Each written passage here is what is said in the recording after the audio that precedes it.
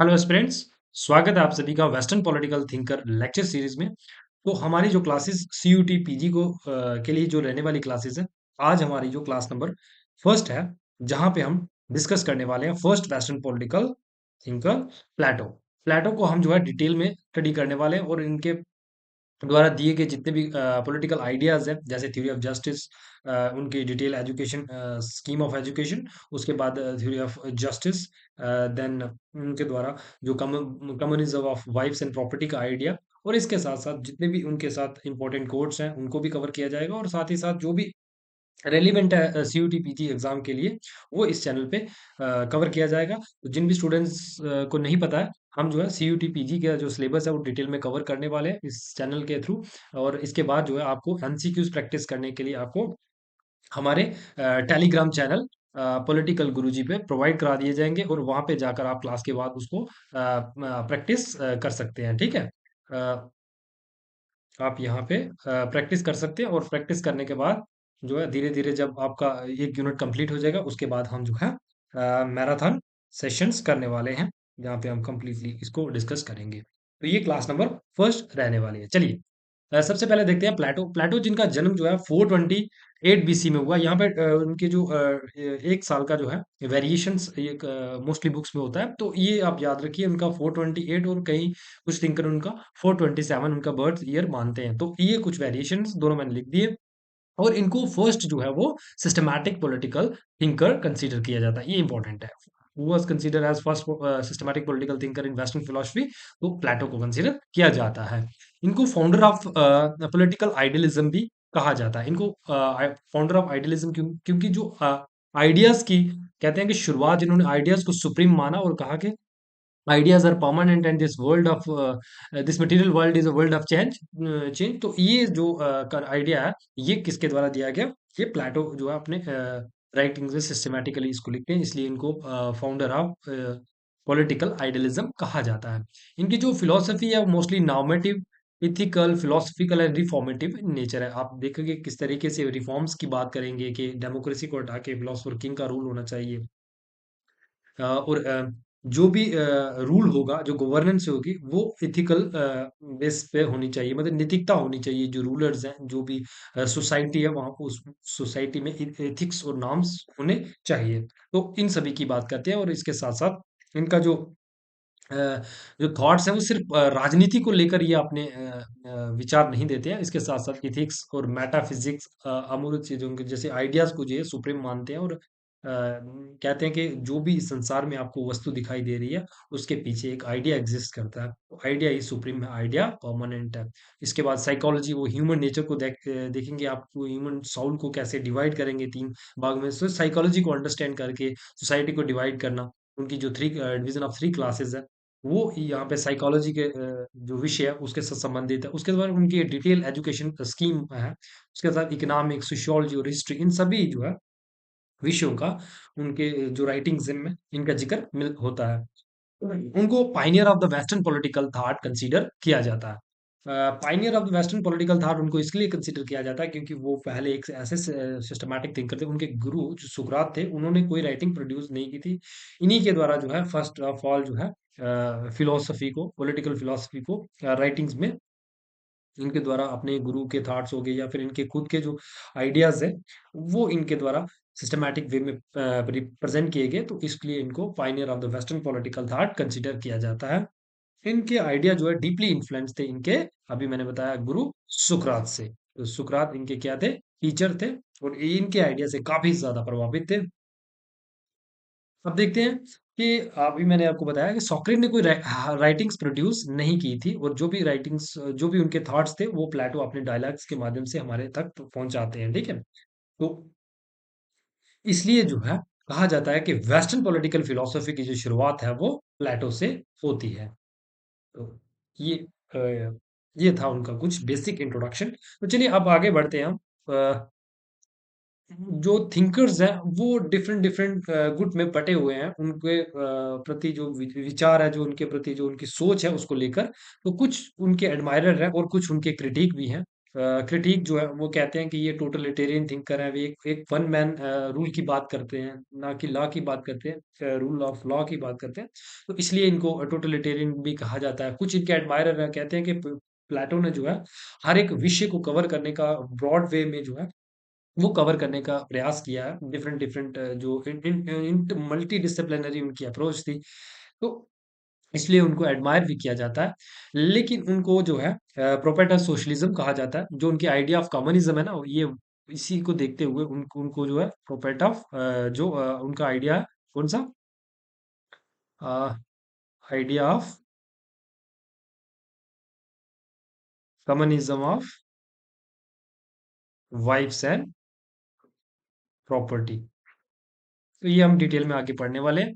इसलिए उनको जो है सोशलिज्म का जो है प्रोपेट कहा माना जाता है। उसके बाद रेवोल्यूशनरी रिफॉर्मर, उनको रेवोल्यूशनरी थिंकर भी माना जाता है।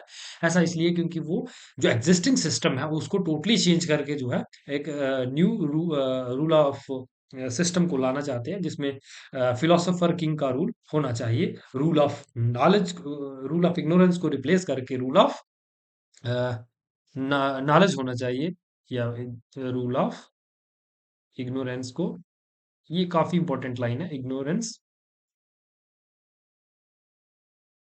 अरे इग्नोरेंस को रिप्लेस करना है किससे, rule of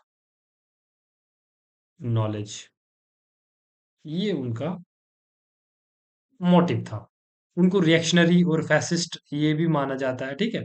bye Karl Popper, Karl Popper की एक इंपॉर्टेंट बुक है open society and its enemy, ये काफी इंपॉर्टेंट किताब है। अक्सर एग्जाम में पूछी भी जाती है, और कार्ल पॉपर जो इनके एक बड़े क्रिटिक माने जाते हैं, तो वहां पे उनको क्रिटिसाइज करते हैं, उनको रिएक्शनरी और फासिस्ट कंसीडर करते हैं। और प्लेटो जो है एक विजनरी डायरेक्शंस और फिलोसफिकल डेप्थ थी उनकी फिलोसफी में। तो एक थिंकर हुए हैं R. W. एमर्सन, वो उनको कहते हैं, वो उनके एडमायरर है, और वो लिखते हैं कि Plato is philosophy and philosophy is Plato. उनका कहने का मतलब है कि प्लेटो ने जो है ब्रॉड वे में डिफरेंट डिफरेंट अप्रोचेस के थ्रू जो है पॉलिटिकल फिलोसफी को प्रेजेंट किया एक सिस्टमेटिक वे में। तो उनके जो है जो फुटप्रिंट्स हैं वो हर जगह दिखाई देते हैं, चाहे वो एजुकेशंस को लेकर हो, चाहे उनके साइकोलॉजी को लेकर हो, तो मतलब हर जगह उनका जो है एक इन्फ्लुएंस दिखाई देता है। उनकी जो सोच, जो उनके थॉट है, वो जो उन्होंने अलग अलग विषयों को लेकर दिए, इसलिए उनको कहते हैं कि Plato is philosophy, philosophy is प्लेटो। चलिए अब उनके टाइम पीरियड को समझ लेते हैं। तो प्लेटो का जन्म जो है वो एक एरिस्टोक्रेटिक फैमिली में होता है, एथन में, ठीक है। उस समय जो है ग्रीक जो है जो स्मॉल सिटी स्टेट में डिवाइडेड हुआ करता था, और एथन उसमें से एक सिटी, स्मॉल सिटी स्टेट थी। और उस समय जो है फेलिनिशियन वार हुई थी, किसके बीच में, 28 ईयर्स ये लॉन्ग वार चली थी। इसके बीच में एथेंस और स्पार्टा में, जिस में क्या होता है कि एथन जो है वो एथन की डिफीट होती है, हार हो जाती है। तो इसी हार को जो है प्लेटो जानना चाहते थे कि एथेन की हार क्यों हुई है, इसका क्या कारण है। तो उनके फैमिली लिंकेज, अभी मैंने बताया, वो राजशाही परिवार से बिलोंग करता, उनका लिंक था। तो उनके जो फादर साइड से देखोगे, उनके जो आपको कोडर्स के वंशज, लास्ट जो ट्राइबल किंग थे उससे बिलोंग करते थे, और मदर की साइड से सोलन जो फर्स्ट ग्रेट लॉ गिवर थे। तो कहने का मतलब है उनका मतलब स्टार्टिंग से ही बाय बर्थ जो है उनका लिंकेज था किससे, राजशाही परिवार से। उनके फादर की जल्दी मृत्यु हो जाती है, और मदर उनकी दूसरी शादी करती है प्रियलिम्पस से। प्लेटो जो है वो अपने गुरु सुकरात से काफी ज्यादा प्रभावित थे, उन्हीं से ही वो क्या डायलैक्टिकल मेथड को जो है अपनाते हैं। डायलैक्टिकल मेथड जो है वो किसके द्वारा लिया जाता है, उनके गुरु सुकरात से ही वो लेते हैं।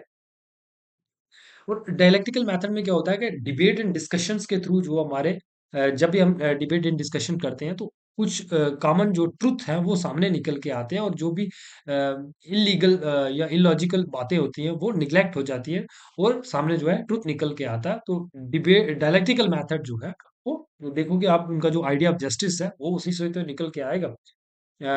देखिए प्लेटो का जो इनिशियली जो है पॉलिटिकल एम्बिशियस था, लेकिन बाद में जब वो अपने गुरु के इन्फ्लुएंस में आते हैं, उनके साथ जुड़ते हैं, तो उनके बाद उसके बाद जो है वो काफी ज्यादा उनको घृणा हो जाती है, जो एट द उनके जो कंटेम्परेरी टाइम पे जो गवर्नेंस थी उसके खिलाफ। He was invited to join politics, उनको इनवाइट किया जाता है रूल ऑफ 30 को जॉइन करने के लिए, लेकिन वो उसको निग्लेक्ट करते हैं, उसको रिजेक्ट करते हैं इस प्रस्ताव को, क्योंकि इससे वो नाखुश थे। उनका जो पॉलिटिक्स के प्रति जो घृणा थी, वो मतलब जो उस समय का एग्जिस्टिंग सिस्टम था, जैसे रूल ऑफ 30 जो था, वो एक टायरेंट सिस्टम था। मतलब जहाँ पे जो भी सिस्टम के खिलाफ चलेगा, जो चाहे वो देश हित में ही बात क्यों ना कर रहा हो, अगर वो रूलिंग क्लास के खिलाफ बोलता है तो उसको जो है सजा दी जाती थी। उसी का ये उदाहरण है हमारे सामने उनके गुरु जो है सुकरात। तो इसलिए वो उसके खिलाफ थे। करप्शन इन डेमोक्रेसी, उसके बाद जो रूल ऑफ 30 को रिप्लेस करके डेमोक्रेसी का एस्टेब्लिशमेंट होता है, तो वहां पे भी करप्शन पीक पे होती है। तो इसलिए वो इस डेमोक्रेसी को भी क्रिटिसाइज करते हैं, डेमोक्रेटिक सिस्टम को भी। और उसके बाद जो है एक टर्निंग पॉइंट था, कौन क्या, जो ट्रायल एंड एग्जीक्यूशन होता है किसका, सोक्रेट को जो है जहर का प्याला देके मार दिया जाता। तो ये एक टर्निंग पॉइंट था उनके लिए। उनका जो ओरिजिनल नेम है, ये भी अक्सर एग्जाम में पूछा जाता है, तो उस उनका ओरिजिनल नेम जो था वो एरिस्टोटल था। लेकिन वो पॉपुलर होते हैं किस नाम से, प्लेटो से। तो प्लेटो का मतलब होता है ब्रॉड शोल्डर, चौड़े कंधे और मजबूत कंधे होने के कारण, जो बड़ा बड़ा एक शरीर था मजबूत, उसके कारण उनको प्लेटो कहा जाता था। उनको वो एक महान जो ग्रेट सोल्जर, उसके साथ साथ स्पोर्ट्समैन भी थे, और उसके साथ अपने गुरु से प्रभावित थे। और वो एक कोटेशन भी देते हैं, मतलब लिखते हैं कि I thank God that I was born Greek and not barbarian. इससे आपको उस समय का कंटेम्परेरी क्या कंडीशंस थी, या इस स्टेटमेंट से जानने को मिलेगा।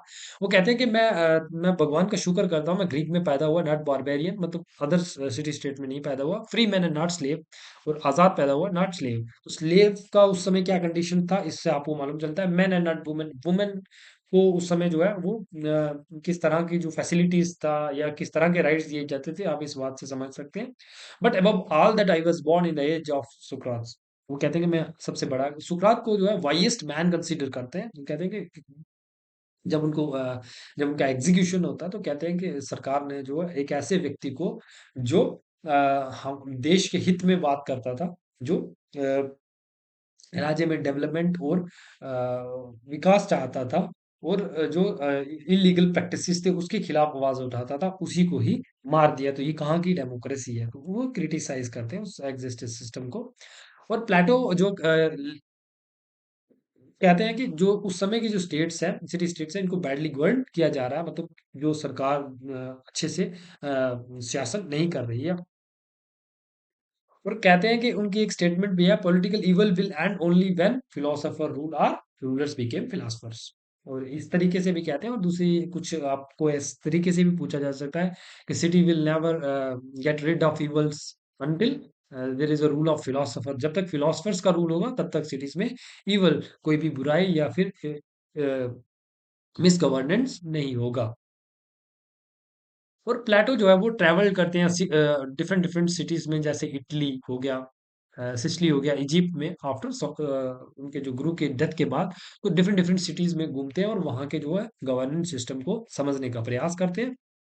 और बाद में जो है वो 388 बीसी में जो है एकेडमी, जो उनका इंस्टीट्यूशन है, जहाँ पे वो हायर लर्निंग प्रोवाइड करते हैं, उन इसको फर्स्ट यूरोपियन यूनिवर्सिटी भी कहा जाता है, तो वो ओपन करते हैं। ठीक है। जो उनकी एकेडमी थी, जो इंस्टीट्यूशन था, लर्निंग इंस्टीट्यूशन, उसमें फिलोसफी, पॉलिटिक्स, मैथमेटिक्स, एस्ट्रोनॉमी और बायोलॉजी पढ़ाया जाता। तो कहा जाता है कि मैथमेटिक्स जो है ये क्या थी, रिक्वायरमेंट थी, बेसिक रिक्वायरमेंट थी, basic requirement to seek admission. Admission लेने के लिए मैथमेटिक्स को कंपलसरी कंसीडर किया जाता था। चलिए, इससे हमें मालूम चलता है कि वो कहते हैं कि let no one ignorant of mathematics enters, है ना। ये मैथमेटिक्स को कितना कंपलसरी मानते हैं, क्योंकि वो कहते हैं कि मैथमेटिक्स से जो है लॉजिक्स, जो हमारी तर्क शक्ति है, वो इंक्रीज होती है। और वो एक्सपेरिमेंट भी करते हैं, जैसे वो कह रहे हैं ना कि फिलोसफर किंग का रूल होना चाहिए, और डिटेल्ड उसके पास एजुकेशन होनी चाहिए, और फिलोसफर किंग का जब रूल होगा, तो किसी तरीके की मिस गवर्नेंस नहीं होगी। लेकिन इसको इनको जो है प्रैक्टिकल लाइफ में जब ये बातें कर रहे थे, आइडियलिस्टिक बातें कर रहे थे, इनको जो है सिरकस जो है सिसिली में उनको राजा के द्वारा जो है वो डायनासिस सेकंड थे, उनके द्वारा जो है मौका मिलता है कि अपने जो भी आपके विचार है, उनको प्रैक्टिकल लाइफ में इम्प्लीमेंट करके बताओ। एक फिलोसोफर किंग तैयार करके बताओ।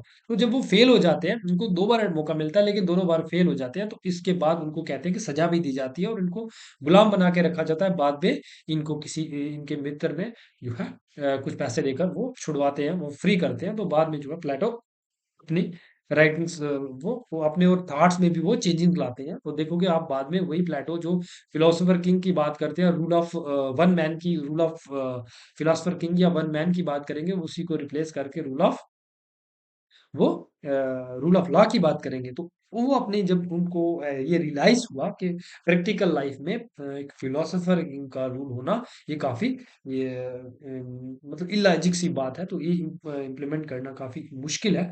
तो इसलिए जो है वो अपने विचारों में भी तब्दीली लाते हैं और कहते हैं कि जो बाद वाली राइटिंग है वो एक मैच्योर प्लेटो की राइटिंग है। Plato spends final years teaching writing में वो अपना समय बिताते हैं और इनका जो डेथ है वो 18 ईयर एज में 18 ईयर्स ऑफ एज में इनका डेथ हो जाता है। और अब समझते हैं कि पॉलिस का क्या कंसेप्ट था। तो पॉलिस ग्रीक जो है, मैं कहता हूँ, मैंने अभी पहले आपको बताया कि ग्रीक जो सिटी स्टेट्स थी वो उनको पॉलिस कहा जाता था और ये छोटे छोटे सिटी स्टेट्स में डिवाइडेड था ग्रीक। तो इनका जो डिवीजन का जो मोस्टली था वो ज्योग्राफिकल बेसिस पे हुआ करते थे। कहीं पे माउंटेन्स आ गया, लेक्स हो गया या फॉरेस्ट, यही जो कारण था उन बीच में एक बाउंड्री का। तो जैसे स्पार्टा एथेंस हो गया, तो ये उस समय के ग्रीक सिटी स्टेट्स थे जिनके बीच में वार भी हुआ, पहले हमने देखा। अब समझ लेते हैं कि उस समय की डेमोक्रेसी किस तरीके की थी। क्या सबको राइट्स थे? क्या सबके पास फैसिलिटी थी टू सीक जस्टिस, है ना? इस तरीके की जो आज का डेमोक्रेसी है, उस समय का जो लोकतंत्र है वो किस तरीके से अलग था, आइए देखते हैं। उस समय जो है डायरेक्ट डेमोक्रेसी हुआ करती थी। किस तरीके की डेमोक्रेसी थी? डायरेक्ट डेमोक्रेसी थी। और जो सभी जो जिनको जो उस समय के सिटीजन्स कहलाए जाते थे वो डायरेक्टली जो है पार्टिसिपेट करते थे, है ना? और जो अदालत थी वो भी एक ओपन अदालत हुआ करती थी। ठीक है। उस समय देखा जाए तो एथन में सभी को सिटीजन्स कंसीडर नहीं किया जाता था। उसमें आप देखोगे नियर अबाउट 4 टू 4.5 लाख के बीच में अप्रोक्सीमेट पॉपुलेशन थी। लेकिन उसमें से सिर्फ 2.5 लाख जो लोगों को 2.5 लाख लोग जो लोग थे उनको कोई राइट नहीं था, कुछ ही लोगों को था। वुमेन्स को, स्लेव्स को, एलियंस जो बाहर के थे उनको भी नहीं था अधिकार। स्लेव्स को कहा जाता था कि वो मेंटली इंफीरियर है। ठीक है। वो फिजिकली सुपीरियर है, इसलिए उनका काम है कि दूसरों को सर्विस प्रोवाइड करना, सेवा करना दूसरों का, जो भी सिटीजन्स है उनकी। तो जो पॉलिटिकल राइट्स है वो वुमेन्स को भी कोई राइट्स नहीं था, क्योंकि कहा जाता था कि उनका जो केयरिंग नेचर है या फिर फैमिली को संभालना ये उनका काम है। तो उनके पास टाइम नहीं है, due to lack of availability of time, womens are exempted from citizenship, है ना? उसको बाहर रखा जाता था। और उसके बाद जो ओनली मेल अडल्ट मेल, है ना, सिटीजन्स पार्टिसिपेटेड हुआ करते थे। ठीक है, ये कंडीशंस थी। ठीक है। इसके बाद जो ओल्ड पीपल थे ना, उनको भी कोई अधिकार नहीं था, क्योंकि फिजिकल बैरियर का माना जाता था। कहा जाता था कि ये आप फिजिकली फिट नहीं है कि ताकि जो एक्टिवली पार्टिसिपेट कर सके। तो एक कंडीशन थी कि एक्टिवली पार्टिसिपेशन करना बहुत ही इंपॉर्टेंट था उस समय की डेमोक्रेसी में। वो कुछ लिमिटेड टू माइनॉरिटी, कुछ ही लोगों तक सीमित थी। और यूनिवर्सल सिटीजनशिप जैसे आज का कंसेप्ट है, ये इस तरीके का कोई कंसेप्ट उस समय नहीं हुआ करता था। चलिए देखते हैं। लेकिन जो सिटीजन थे उनमें कोई किसी तरीके का डिस्क्रिमिनेशन नहीं हुआ करता था। जैसे रिच हो गया, कोई पुअर हो गया, तो उसमें से इस तरीके का कोई भेदभाव नहीं हुआ करता था और इक्वल अपॉर्चुनिटी थी सबको। सोफिस्ट कौन थे, आइए देख लेते हैं। तो ये भी हमें देखने को मिलता है उस टाइम के। सोफिस्ट जो थे वो कौन हुआ करते थे? जो पेड प्रोफेशनल टीचर हुआ करते थे उनको जो है सोफिस्ट कहा जाता था। जो एक जगह से सिटी से टू सिटी जो है ट्रैवल करके जो है नॉलेज को इम्पोर्ट करते थे, जिसमें वो मोस्टली जो है लॉजिक, है ना, लॉजिक, फिलोसफी, रिटोरिक, भाषण कला, जो इस तरीके के जो विषय हैं वो पढ़ाया करते थे। और इनका जो मोस्टली जो है ये जो रूलिंग क्लास है उनके जो चाइल्ड है उनको पढ़ाया करते थे, उनको शिक्षित किया करते थे, क्योंकि ये मोटी फीस लिया करते थे, है ना? तो सोक्रेट देखोगे इसी के खिलाफ थे वो। अ, जो सोक्रेटिक डायलेक्टिक और एरिस्टोटल लॉजिक है, ये उनकी इंटेलेक्चुअल कंट्रीब्यूशन उसी से ही वो सीखते हैं, और ये क्वेश्चंस भी करते हैं रिलीजन्स को, है ना, मॉरलिटी, पॉलिटिकल अथॉरिटी को, है ना।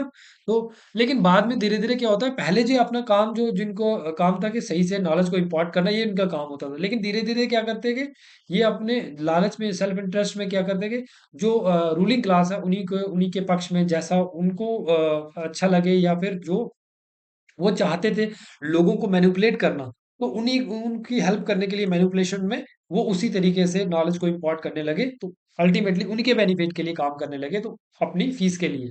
तो ये कारण था। विल डूरेंट भी कहते हैं कि सोफिस्ट जो है हर एक प्रॉब्लम को वो डिस्कस करते हैं जो मॉडर्न फिलोसफी में है। ठीक है, ये हमने देख लिया। अब सोफिस्ट का डिक्लाइन कैसे हुआ, अभी मैंने बताया ना, वो अपनी जो है जो उनका काम था कि सच्चाई को सामने रखना, है ना, और विनिंग आर्गुमेंट्स, है ना, help politicians manipulate public opinion करने के लिए, तो ये अपने इस काम में लग गए। तो इसलिए जो है राइज ऑफ डेमोगोजीज, है ना, decline of civic responsibility. Sukrat and प्लेटो जो है वो क्या कहते हैं, डिसइल्यूजन विद डेमोक्रेसी, उनको जो है डेमोक्रेसी से इस घृणा होने लगती है, क्योंकि वहां पे जो सच्चाई है उसको सामने नहीं लाया जा रहा था, जो भी जो मिस गवर्नेंस हो रही थी, ठीक है, उसके खिलाफ कोई भी ऐसा मौका नहीं दिया जा रहा था, अपॉर्चुनिटी नहीं थी कि वो कोई भी उसके खिलाफ सरकार के बोल सके। तो इन्फ्लुएंस ऑफ सोक्रेट ऑन प्लेटो, प्लेटो के ऊपर क्या क्या क्या लेते हैं वो, मैं जैसे आपको बताया, जैसे क्वेश्चनिंग मेथड्स, है ना, ये उनसे लेते हैं, और जस्टिस का आइडिया, ट्रूथ, वर्च्यू, ये उनसे वो जो कंसेप्ट है वो लेते हैं। अब सोक्रेटिस जो है वो विभिन्न थे, कैसे अलग थे कि सोफिस्ट से, तो वो हाई चार्जेस नहीं लिया करते थे, कोई भी फीस जो है वो नहीं लिया करते थे। इसके बाद वो रिच और पुअर को दोनों एक समान समझते थे, है ना। उनका मुख्य काम था कि वो नॉलेज को इम्पोर्ट करना चाहते थे, नॉलेज को लोगों तक पहुंचाना चाहते थे, ताकि जो है लोग अल्टीमेटली रियलिटी को समझ सके। और ओरेकल इनको एक बार कहते भी हैं, ओरेकल ऑफ डेल्फी, कहते हैं कि सुकरात you are the wisest man of the Greece. सुकरात उनको रिप्लाई करते हैं, because I am the only person in the Greece who knows that I am know nothing. क्योंकि मैं ही ग्रीस में ऐसा हूं, मैं इसलिए नॉलेजेबल हूं क्योंकि मैं जानता हूं कि मैं कुछ नहीं जानता। ये उनकी स्टेटमेंट थी। तो ये एक विद्वान लोगों की सोच होती है। आइए अब देखते हैं सुकरात की डेथ, है ना, वो क्या किस तरीके का टर्निंग पॉइंट था।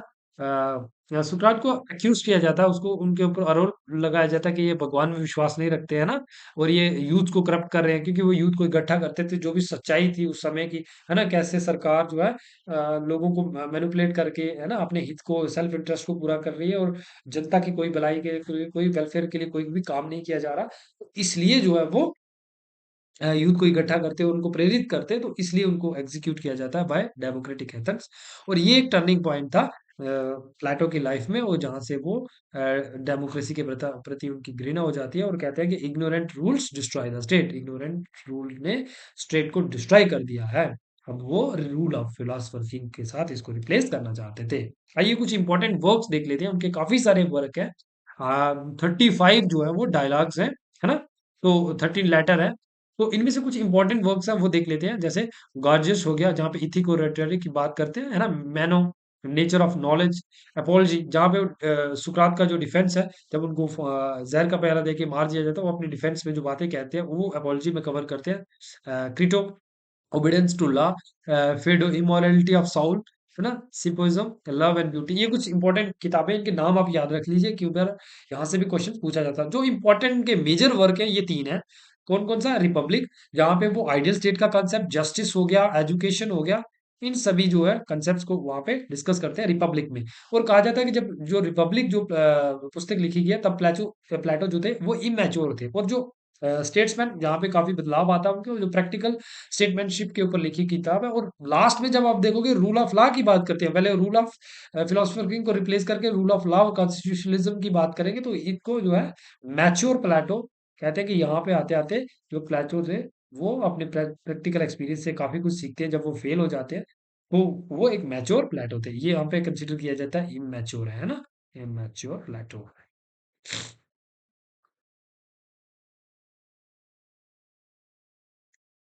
तो चलिए आगे बढ़ते हैं।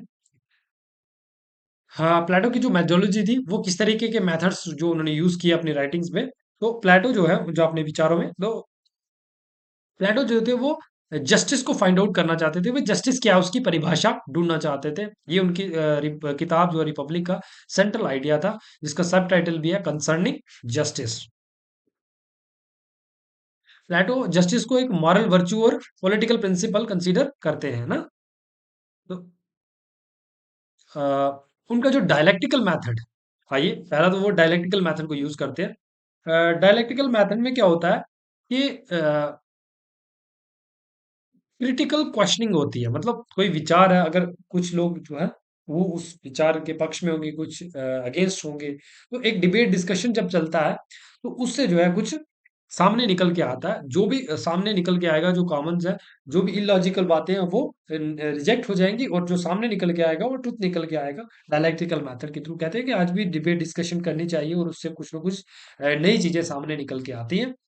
एक्सपोज ऑफ कंट्राडिक्शंस, जो भी कंट्राडिक्शंस होंगे, मतलब जो विरोधाभास होंगे, ठीक है, एक आइडिया के अगेंस्ट दूसरा आइडिया होगा, तो वो कंट्राडिक्शंस हो गए। एलिमेंट ऑफ फॉल्स और पार्शियल व्यूज, जो पार्शियल या फॉल्स व्यूज होंगे वो रिजेक्ट हो जाएंगे, और सामने जो है जब कंट्राडिक्शन आइडियाज क्लैश होंगे तो ट्रुथ सामने जो है, जो फॉल्स आइडियाज है वो कैंसल आउट हो जाएंगे, और सामने क्या निकल के आएगा, ट्रुथ सामने निकल के आएगा। इसी आइडिया को बाद में जो है हमारे G.F.W. हेगल्स जो है वो इसको सामने लेके आते हैं, और इसको अपनी राइटिंग्स में भी मेंशन करते हैं। और इसके बाद जो है इसी आइडिया को हमारे कार्ल मार्क्स भी लेते हैं। तो ये आइडिया काफी पुराना है, ठीक है। सुकरात से चलता है, फिर प्लेटो, प्लेटो के बाद हीगल, हीगल के बाद कार्ल मार्क्स। तो यहाँ पे भी हीगल जो है आइडियाज को सुप्रीम मानते हैं, जबकि कार्ल मार्क्स जो है मटेरियल थिंग्स को सुप्रीम मानेंगे ना, वो थोड़ा सा आप देखोगे। अब ये क्या होता है कि प्रोसेस कैसे होती है, थीसिस, उसके बाद एंटीथीसिस, है ना, कंट्राडिक्टरी आइडिया, और उसके बाद सिंथेसिस, कोई नया आउटपुट, है ना, आउटपुट। एंटीथीसिस क्या हो गया, कंट्राडिक्टरी या फिर कंट्राडिक्टरी आइडिया, है ना। इस तरीके से जो है नया ट्रुथ सामने निकल के आता है। ये प्रोसेस तब तक चलती रहती है जब तक एब्सोल्यूट आइडिया को सामने ना आ जाए, ठीक है। चलिए अब एनालॉजीज जो मेथड को यूज करते हैं कौन, प्लेटो, वो कुछ एग्जांपल्स भी देते हैं, जैसे वो जो कॉम्प्लेक्स आइडियाज है उनको सिमिलर फॉर्म में समझाने का प्रयास करते हैं, और कहते हैं कि जिस तरीके से प्रोफेशनल्स होते हैं डिफरेंट डिफरेंट फील्ड में, जैसे फिजिशियंस हो गया, डॉक्टर्स हो गया, जब हम बीमार होते हैं तो अच्छे वैद्य के पास जाते हैं ताकि अपना अच्छे से इलाज करवा पाए। तो इसी तरीके से गवर्नेंस भी एक, वो क्या है, वो एक स्टेट क्राफ्ट है, वो भी एक कला है। तो इसलिए जो है ट्रेंड प्रोफेशनल्स होने चाहिए। फिलोसफर किंग की वो उसको परिभाषा देते हैं, और कहते हैं कि नॉलेजेबल पर्सन का रूल होना चाहिए, जिसके पास वो एक इलेबोरेटेड एजुकेशन सिस्टम से निकला हुआ होना चाहिए। आफ्टर 50 years ऑफ एजुकेशन वो आगे सिस्टम पढ़ेंगे। तो इतनी वास्ट एजुकेशन के बाद, अब प्रैक्टिकल ट्रेनिंग के बाद जो है एक व्यक्ति को तैयार किया जाना चाहिए, जो राज्य को चला सके। क्योंकि बाकी काम जितने इंपॉर्टेंट हैं, जैसे किसी का इलाज करना, डॉक्टर्स हो गया, क्राफ्टमैन कोई मूर्ति बनाता है, कोई कुछ करता है, वो काम जो है हम उनको काफी इंपॉर्टेंट मानते हैं, और उसके लिए स्किल को सीखते हैं। इसी तरीके से गवर्नेंस जो सबसे इंपॉर्टेंट काम है, जो बाकी कामों को भी गवर्न करता है, ये सबसे ऊपर है। इसलिए जो है इसके लिए डिटेल एजुकेशन सिस्टम होना चाहिए। ट्रेंड और वाइस पर्सन की बात करते हैं, जिनका शासन होना चाहिए। प्लेटो जो है डेमोक्रेसी को अज्यूम करते हैं that anyone who can win votes can rule well. वो इस बात को क्रिटिसाइज करते हैं कि जो वोट को जीत सकता है वो रूल भी अच्छे से कर सकता है, ऐसा नहीं है। उसके लिए प्रॉपर एजुकेशन सिस्टम होना अनिवार्य है। जैसे आज भी देखोगे बहुत सारे लीडर्स हमारे हैं जो है, उनके खिलाफ सीरियस क्राइम चल रहे हैं, है ना, काफी बड़ा एक रेशो है। जो भी हमारी पार्लियामेंट में है या फिर हमारी असेंबलीज में एक बड़ा क्रिमिनल, सीरियस क्रिमिनल चार्जेस है कईयों के खिलाफ, तो फिर भी वो हमारे लिए कानून बनाते हैं और पूरे सिस्टम को ही गवर्न करते हैं। देखिए बाकी जो फील्ड है ना, जैसे वो मेडिकल फील्ड हो गया, है ना, जो बिजनेस का फील्ड हो गया, तो इन सभी के लिए लाज तो कौन बनाता है, अल्टीमेटली हमारे लीडर्स ही तो बनाते हैं। तो अगर ये जब तक इनको ही नॉलेज नहीं होगी, तो अभी हमारे कहते हैं कि ऐसा परिभाषा है कि जो लाठी खा सकता है, जो डंडा खा सकता है ना, लाठी डंडा खा सकता है, वो लीडर बन सकता है ना। तो ये परिभाषा गलत है। इसके लिए अगर एक एजुकेटेड पर्सन होगा और उसके अंदर हिम्मत और करेज भी होनी चाहिए, और उसके बाद अगर कोई इस गवर्नेंस फील्ड में आता है जो काफी इंपॉर्टेंट फील्ड है, तो तभी जो है वो अच्छे निर्णय ले पाएगा। और कुछ नेचुरल वर्ल्ड से भी एग्जांपल्स लेते हैं ना, वॉच डॉग कहते हैं कि जो हमारे गार्डियन क्लास है, जिसमें वो गार्डियन क्लास में वो दोनों को मानते हैं, किसको, फिलोसोफर फिलोसोफर किंग को, और प्लस उसके साथ साथ दूसरा कौन आ गया, सोल्जर क्लास, है ना। इन दोनों को गार्डियन क्लास मानते हैं। जो प्रोड्यूसिंग क्लास है उसको गार्डियन क्लास में नहीं रखते, क्योंकि मानते हैं कि ये हमारी रक्षा का काम करते हैं, है ना। तो इनको वॉच डॉग भी कंसीडर किया जाता है। जैसे वॉच डॉग जो है हमारे, वो हमारी रखवाली करते हैं हमारी सोसाइटी की, इस तरीके से जो गार्डियन क्लास है वो भी हमारी एक राज्य में वो उसकी सुरक्षा करते हैं। अब टेलिलॉजिकल मेथड का भी इस्तेमाल, पहले वो डायलेक्टिकल मेथड, एनालॉजिकल मेथड है ना, देखा एनालॉजिकल, उसके बाद टेलिलॉजिकल मेथड। टेलिलॉजी का मतलब कि आपको फाइनल पर्पस तक पहुंचना है, डेस्टिनी तक पहुंचना है, हमारा अल्टीमेटली पर्पस है, उसी को फुलफिल करने के लिए जो हम बाकी स्टेप्स को उठाते हैं। तो प्लेटो जो है वो क्या कहते हैं कि अल्टीमेटली पर्पस स्टेट का क्या है, to achieve good life, achieve good life. Good life जो है वो एक अल्टीमेटली पर्पस है, ठीक है। अल्टीमेटली पर्पस क्या है, गुड लाइफ है। और गुड लाइफ को कैसे अचीव किया जाएगा, थ्रू जस्टिस, है ना। तो इसलिए आइडियल स्टूडेंट जो है बेस्ड होनी चाहिए जस्टिस के ऊपर। और उनकी इंटरडिसिप्लिनरी अप्रोच भी है, हमने पहले भी देखा, है ना। मल्टी डिसिप्लिनरी पॉलिटिक्स को, है ना, स्टडी मल्टी डिसिप्लिन पॉलिटिक्स को, है ना, organisation of power, ethics, concept of justice, है ना। नैतिकता होनी चाहिए ना। सोशल क्लासेस को और उसके फंक्शंस को डिवाइड करते हैं ना, सोल्स के according, psychology, nature of human nature को समझते हैं ना। एजुकेशन एक एलेबोरेटेड स्कीम ऑफ एजुकेशन वो लेके आते हैं सामने। उसके बाद फिलोसफी, कैसे ट्रूथ को फाइंड आउट करना है। तो ये सभी जो है मल्टी डिसिप्लिनरी अप्रोच वो डिस्कस करते हैं अपनी किताब रिपब्लिक में। और प्लेटो कहते हैं कि इंडिविजुअल इज रिट लार्ज, जैसा इंडिविजुअल होगा, जैसा इंडिविजुअल नेचर होगी, उसी प्रकार की स्टेट होगी, है ना। स्टेट अल्टीमेटली इंडिविजुअल से ही मिलकर बनती है, तो जैसा नेचर इंडिविजुअल्स का होगा, उस सोसाइटी में रहने वाले लोगों का होगा, उसी तरीके की स्टेट भी होगी। तो इसलिए हमें इंडिविजुअल्स की कैपेसिटी, उसकी डेवलपमेंट के ऊपर फोकस करना चाहिए। अब एजुकेशन को एज अ मेथोडोलॉजी कोर मानते हैं कि एजुकेशन जो शेप करती है इंडिविजुअल एंड द स्टेट, वो एसेंशियल मानते हैं इसको, किसको, एजुकेशन को, कंपलसरी एजुकेशन होनी चाहिए। और आगे हम पढ़ेंगे इसके बारे में। और जीन जैक रूसो इस इनके जो एजुकेशन के जो मेथड्स हैं, जो मेथोडोलॉजी को जो अपनाते हैं, उसको खुश होकर कहते हैं कि जो इनकी किताब जो रिपब्लिक है, वो क्या है, द बेस्ट ट्रीटीज ऑन, या फिर फाइनेंस ट्रीटीज ऑन एजुकेशन है। ये रूजो कहते हैं। ये अक्सर एग्जाम में पूछा जाता है, मोस्ट इंपॉर्टेंट है कि बेस्ट ट्रीटीज ऑन एजुकेशन या finance treaty on education, Republic को किस थिंकर ने कंसीडर किया। इंपॉर्टेंट है ये पॉइंट, ये आप याद रखिए। चलिए, आइडियल स्टेट को एज अ मेथोडोलॉजिकल टूल मानते हैं क्या, अगर एक ट्राइंगल को जब हम ड्रा करते हैं पेपर पे, तो हम एज्यूम करते हैं, इसी तरीके से हमें भी एज्यूम करना होगा कि परफेक्ट स्टेट क्या है। परफेक्ट स्टेट में क्या होगा, प्रॉपर एजुकेशन सिस्टम होगा, सोल के नेचर के अकॉर्डिंग इंडिविजुअल्स को रोल असाइन होंगे, जब वो प्रॉपरली अपने रोल को करेंगे तो सोसाइटी में हार्मोनी आएगी, जब हार्मोनी आएगी तो फिर ये प्रॉपर जस्टिस होगा, तो जब जस्टिस होगा तो उससे क्या होगा, गुड लाइफ अचीव होगी, जो अल्टीमेटली पर्पस है। अब वो एनालिटिकल मेथड का भी इस्तेमाल करते हैं ना, division of whole into part, है ना। ह्यूमन नेचर, ह्यूमन सोल को वो तीन कैटेगरीज में डिवाइड करते हैं, और उसके बाद रीजन के अकॉर्डिंग, है, रीजन के अकॉर्डिंग जो जिनके अंदर रीजन डोमिनेट करेगा उनको फिलोसोफर क्लास में रखा जाएगा, जिनके अंदर सिपरेट होगी उनको सोल्जर क्लास में रखा जाएगा, है ना। और जिनके अंदर एपेटाइट भूख या फिर ज्यादा से ज्यादा गेन करने की इच्छा होगी, उनको प्रोड्यूसिंग क्लास कंसीडर किया जाएगा। तो ये था उनका डिवीजन ऑफ साउंड। अब प्लेटो की थ्योरी ऑफ जस्टिस को समझ लेते हैं कि प्लेटो की थ्योरी ऑफ जस्टिस क्या है। प्लेटो कहते हैं कि the states comes into existence for the sake of life and continues for the sake of good life. तो ये इंपॉर्टेंट है, ये दोनों एरिस्टोटल और प्लेटो इस कोटेशन से सहमत है। दोनों अपनी सहमति रखते हैं कि अल्टीमेटली पर्पस स्टेट का क्या, टू अचीव गुड लाइफ, है ना। वो स्टेट और सोसाइटी में जैसे आज सोसाइटी और स्टेट को अलग-अलग माना जाता है, वैसा कोई कंसेप्ट नहीं था, दोनों को सिमिलर माना जाता था और स्टेट को ऑर्गेनिक होल माना जाता।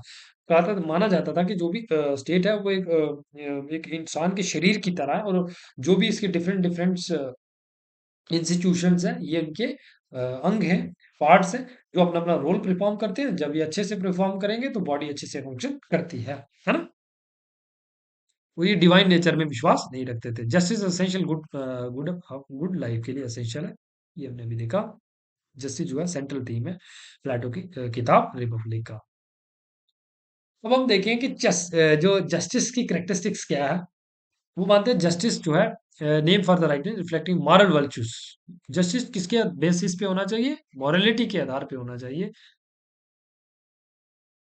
और जस्टिस कब आएगा? जब हर एक क्लास जो है परफॉर्म करेगी one's his assigned his duty, है ना? Enjoyment of rights rather than enjoyment. यहाँ पे एंजॉयमेंट ऑफ राइट से पहले क्या है? परफॉर्मेंस ऑफ ड्यूटी, इसके ऊपर फोकस होना चाहिए। जब ड्यूटी अब जो रोल है उसके अकॉर्डिंग करेंगे हम, तो तभी जस्टिस एस्टेब्लिश होगा सोसाइटी में, अपनी नेचुरल एबिलिटी के अकॉर्डिंग, है ना? तो जस्टिस क्या है? सोशल मॉरलिटी है, जो इंडिविजुअल्स की क्या क्या ओब्लिगेशंस है टुवर्ड्स सोसाइटी के प्रति उसके क्या कर्तव्य है, ये दिखाता है जस्टिस, है ना? जस्टिस एक फैब्रिक है, ताना बाना है, जो क्रिएट करता है हार्मोनी किसके बीच में? इंडिविजुअल्स, क्लासेस और स्टेट्स के बीच में, है ना? चलिए, अब देखिए जस्टिस को लेकर डिबेट होती है प्लेटो की किताब रिपब्लिक में। तो वहां पे तो ये डिस्कशंस होती है, ये हाउस ऑफ कैपलस के घर में होती है, वेल्दी एरिस्टोक्रेट के घर में होती है। और इसमें पार्टिसिपेंट कौन कौन से होते हैं जो अपने विचार जो है जस्टिस को लेके देते हैं? सुक्राट्स, कैपलस, पॉलीमेरेकस, थ्रेसमैकस, ग्लूकोन एंड एडिमेंटस, ये सब अपने विचार देते हैं जस्टिस को लेकर। सुकरात इनसे सभी से जस्टिस के ऊपर पूछते हैं और फिर बाद में अपने आइडियाज देते हैं। और प्लेटो भी बाद में वो अपने गुरु को ही कोट करते हुए अपने कुछ आइडियाज उसमें ऐड ऑन करते हैं। मोस्टली गुरु के ही आइडिया होते हैं, ठीक है। कैपलस जस्टिस को कहते हैं। पूछा जाता है कैपलस को कि जस्टिस क्या है? और कैपलस कहते हैं कि seeking the truth and paying one's, speaking the truth मतलब सच बोलना और जो ऋण है उसको चुकाना।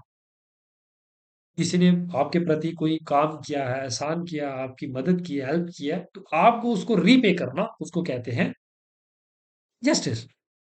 प्लेटो कहते हैं कि ये आइडिया काफी नैरो है और टू मैकेनिकल है। Since truth telling or debt paying make sometime lead to harm, कभी कभी ये हार्मफुल भी हो सकता है। जैसे वो एग्जांपल भी देते हैं। वो कहते हैं कि अगर मान के चलिए दो फ्रेंड्स हैं और एक जो है कभी उसकी हेल्प करता है, मान के चलिए कि उसी को कभी पैसों की ज़रूरत है तो वो दे देता है, या किसी और चीज़ वस्तु की ज़रूरत है तो वो उसको प्रोवाइड करा देता है जब उसको ज़रूरत होती है। तो बदले में जब क्या होगा, अब उसके ऊपर ऋण हो गया दूसरे दोस्त का। जब मान के चलिए अगर वो फ्यूचर में पागल हो जाता है तो फिर वो अपने दोस्त से कभी चाकू माँगता है, तो क्या उसको उस टाइम वो चीज़ प्रोवाइड करानी चाहिए? तो ये कहने का मतलब है कि कभी-कभी जो है डेट पेइंग जो है वो हार्मफुल भी साबित हो सकता है। पॉलीमेरिकस कहते हैं कि जस्टिस क्या है? वो अपनी डेफिनेशन देते हैं। गिविंग ईच हिज ड्यू, जो जो भी जिसका हक है उसको वो प्रोवाइड करना, meaning good to friends and harm, अगर किसी ने हार्म किसी को नुकसान पहुंचाया तो उसी के साथ उसी तरीके का बर्ताव करना। विच सॉक्रेट्स आल्सो रिजेक्ट, वो इसको भी रिजेक्ट करते हैं। वो कहते हैं कि जस्टिस में हार्मिंग का कंसेप्ट कहाँ से आ गया? किसी दूसरे को हार्म करना, ये न्याय कभी नहीं हो सकता, ये न्याय की परिभाषा कभी नहीं हो सकती, है ना? उसके बाद थ्रैक्समैकस से पूछा जाता है और थ्रैक्समैकस कहते हैं कि माइट इज राइट, जिसकी लाठी उसकी भैंस, मतलब जस्टिस जो है वो जो स्ट्रांग है वो अपने लिए बनाता है, जो रूलिंग क्लास है वो अपने लिए अपने हित को पूरा करने के लिए बनाती है। तो यहाँ पे भी अ, उनको क्रिटिसाइज किया जाता है सोक्रेटिस के द्वारा, और कहते हैं कि इस उनके जो आइडियाज उसको भी रिजेक्ट किया जाता है। और government is an art aiming at the welfare of the government, जो भी आपकी सब्जेक्ट है, जो आपकी जनता है, उसकी भलाई के लिए आप काम करते हो, ना कि अपने हित को पूरा करने के लिए। तो ये जस्टिस की परिभाषा कभी नहीं हो सकती। लाइक अ फिजिशियन और शेफगार्ड आर रूलर सर्व अदर्स, जैसे एक फिजिशियन, एक डॉक्टर, एक वैद्य अपने जो मरीज है उनकी अ, उनकी केयर करता है, देखभाल करता है, उनको टाइम उनको फिट करने में, फिजिकली फिट होने में मदद करता है। इसी तरीके से एक राजा जो है वो जनता की भलाई के लिए होता है, ना कि उनके अपने हित के पूरा करने के लिए। ये एग्जांपल भी वो कोट करते हैं, है ना? मैंने आपको बताया था कि वो एनालॉजीज मेथड का यूज करते हैं। Socrates suggested that the just person is happier than an unjust one, है ना? वो कहते हैं। और ग्लूकोन एडवेंटस का व्यूज रहता है, वो इसी के अगेंस्ट आइडियाज देते हैं। वो कहते हैं कि justice is the interest of the weaker. जो वीक लोग हैं वो एक साथ मिलकर, क्योंकि उनका जब शोषण होता है स्ट्रांग लोगों के द्वारा, जो रूलिंग क्लास है, जो अपर क्लास है, जो इलीट क्लास है, तो उनके द्वारा जब शोषण होता है, तो इसी इनजस्टिस को वो जस्टिस में कन्वर्ट करने के लिए एक साथ आते हैं, एक एक सोशल कॉन्ट्रैक्ट में आते हैं। इसी आइडियाज को जो काफी ज्यादा प्रभावित होकर बाद वाले जो सोशल कॉन्ट्रैक्ट थिंकर हैं, जैसे हमारे थॉमस हॉब्स, लॉक और रूसो, जो कॉन्ट्रैक्ट थिंकर है, वो ये आइडिया यहीं से लेते हैं कि वीक लोग जो है एक साथ अपनी सुरक्षा के लिए नजदीक आते हैं और कुछ डिसाइड करते हैं कि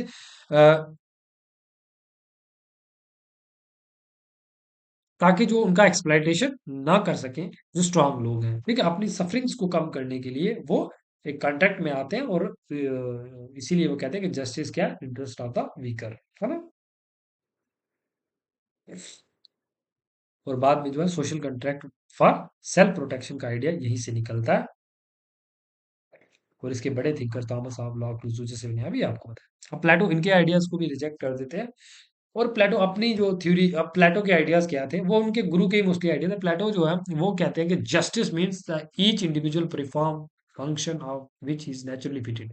जिसके लिए वो नेचुरली फिटेड है, वो अगर वो रोल परफॉर्म करता है तो इसी को ही जस्टिस कहते हैं, विदाउट इंटरफेरेंस, है ना? जब दूसरों के काम में भी बिना अड़ंगा डाले वो काम करता है, तो स्पेशलाइजेशन एंड एक्सेलेंस होनी चाहिए जो अपना काम है उसमें, है ना? इससे एफिशिएंसी बढ़ती है और हार्मोनी आती है सोसाइटी में। हार्मोनियस बॉन्ड होना चाहिए एक दूसरी क्लास में, है ना? तभी स्टेट जो है ऑर्गेनिक होल की तरह फंक्शन कर पाएगी, है ना? जस्टिस एक प्राइवेट वर्च्यू है, उसी के साथ साथ एक पब्लिक वर्च्यू भी है। मॉरल ऑर्डर अगर आपने क्रिएट करना है इंडिविजुअल सोल में, तो वो एक प्राइवेट वर्च्यू हो गया। और जब पब्लिक स्फीयर में बात करेंगे, तो सोशल ऑर्डर का अगर मेंटेन करना है, तो सोसाइटी में वो क्लासेस ही उसी इंडिविजुअल सोल के अकॉर्डिंग से ड्राइव हो रही है। इसलिए जो है वो इसके साथ कनेक्शन है, private virtue as well as public virtue भी है।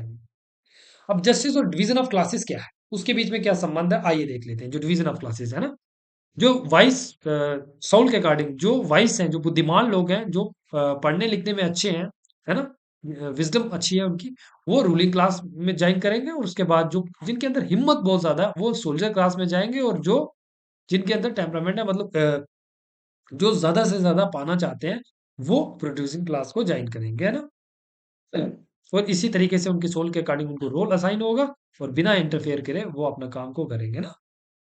एक आइडियल स्टेट में चार तरह के कार्डिनल वर्च्यूज हैं जो प्लेटो हमें कहते हैं। पहले temperaments, virtue of producers, courage जो किसका वर्च्यू है, virtue of warriors, and wisdom, virtue of philosophers, and justice, virtue of the state as a whole, है ना? स्टेट का जो वर्च्यू है, गुण किस तरीके, कौन सा गुण होना चाहिए, जस्टिस होना चाहिए। जस्टिस कब होगा, जब ये तीनों टेम्परामेंट्स, करेज एंड विजडम अच्छे से जो है, ये वर्च्यूज जो है इंडिविजुअल के सोल के अकॉर्डिंग जो है उनको डिवाइड किया जाएगा। Justice harmonize all virtues and social classes. Justice ensured order, unity and harmony in the state. I hope आप जस्टिस के प्लेटो के आइडिया ऑफ जस्टिस को समझ चुके होंगे। प्लेटो क्या करते हैं, पहले तो डिवीजन ऑफ लेबर की बात करेंगे, स्पेशलाइजेशन, एफिशिएंसी होनी चाहिए सोसाइटी में। जस्टिस से यूनिटी, हार्मोनी और नॉन इंटरफेरेंस होता है ना? Making social life orderly and stable.